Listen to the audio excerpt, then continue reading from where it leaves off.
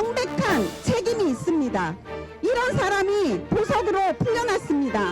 어떻게 그들에겐 마치 아무 일도 없었던 것처럼 모든 권한이 유지되고 있는 것입니까? 자, 보석으로 풀려난 박희형 용산구청장 어제 12구 참사와 관련해서 재판에 출석을 했습니다. 지금 유가족들의 얘기를 들어보셨는데요. 박 구청장의 엄중한 처벌을 촉구하고 있습니다. 자, 민지숙 기자.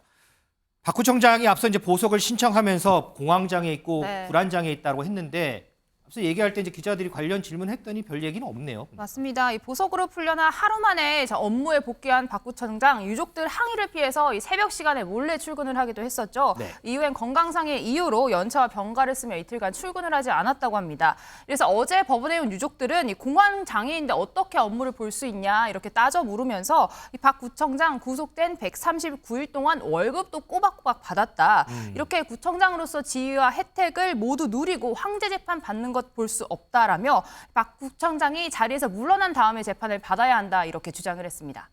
김진일 변호사, 유가족들이요. 박 구청장이 우리 만나서 대화를 하겠다고 하더니 지금 공무원 동원해서 용산구청 출입 막고 있다 이렇게 주장하거든요. 이거는 무슨 얘기예요? 네, 일단은 그 박 구청장이 보석으로 석방된 이후에 용산구청이 이제 그 이태원 참사 유가족들의 출입을 막기 위해서 매일 90여 명의 일반 공무원들을 동원해서 구청 방호에 나서고 있다는 것이 이제 밝혀졌습니다. 네.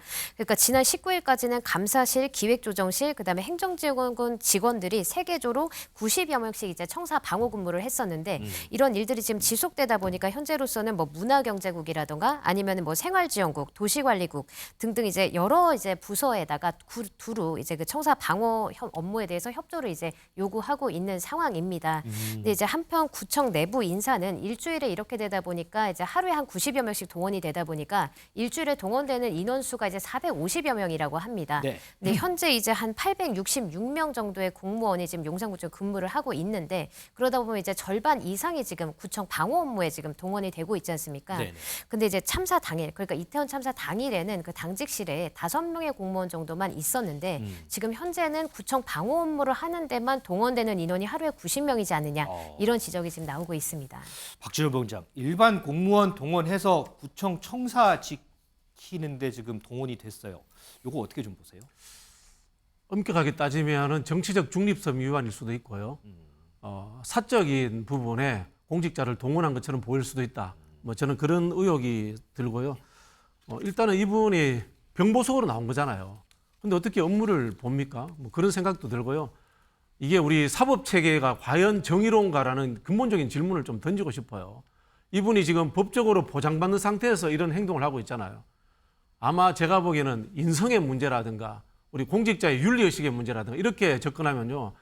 지금 수십 번이라도 사퇴를 하는 것이 저는 맞지 않나. 뭐 그런 생각이 듭니다.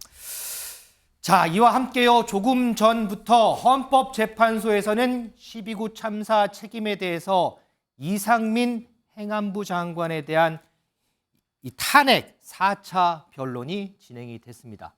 유가족들이 이와 관련해서 또 한 얘기가 있는데요. 한번 들어보시죠. 이상민 씨 오늘 탄핵 이 말이 안 되지 않습니까? 그 사람은 진작 그만두셔야지. 그리고 경찰청장, 서울청장 마찬가지입니다. 왜 아직 있는지 대다수 국민들은 이해를 못하고 있습니다. 그렇기 때문에 가족들이 이 한여름에 이렇게 기자회견도 하고 단식도 하고 있습니다. 자, 김재수 위원장, 이 이상민 장관에 대한 탄핵 마지막 변론인데 글쎄요, 결과 어떻게 좀 예상을 하세요? 그러니까 이상민 장관에 대한 탄핵 소추안이 나왔을 때부터 대다수의 법률 전문가들이 사실은 이 탄핵이 인용되기는 어렵다. 법리적으로는 인용되기 어렵다. 다만 이상민 장관에게는 정치적인 도의적인 책임이 있기 때문에 국정조사를 마친 이후에 사퇴하는 것이 맞지 않겠느냐라는 비판들이 그 당시에도 있었습니다. 그래서 아마 법리적으로는 인용이 될 가능성이 좀 떨어지는 것 같고요. 네. 그럼에도 불구하고 제가 이제 아쉽게 생각하는 부분은 뭐 사퇴를 했다 그러면 어쩔 수 없는 내용이지만은 국정조사를 당시 이제 민주당이 요구를 했었거든요. 그러면 일단 탄핵소추안을 내기 이전에 장관으로서 그 책임자로서 국정조사의 대상자로 나가가지고 충분히 설명을 하는 기회가 있었으면 했었습니다. 근데 탄핵 소추안이 발의되면서 업무가 정지돼 버렸거든요. 그런 부분들이 저는 개인적으로 좀 아쉽게 생각합니다. 알겠습니다. 자, 12구 참사 얘기까지 해서요.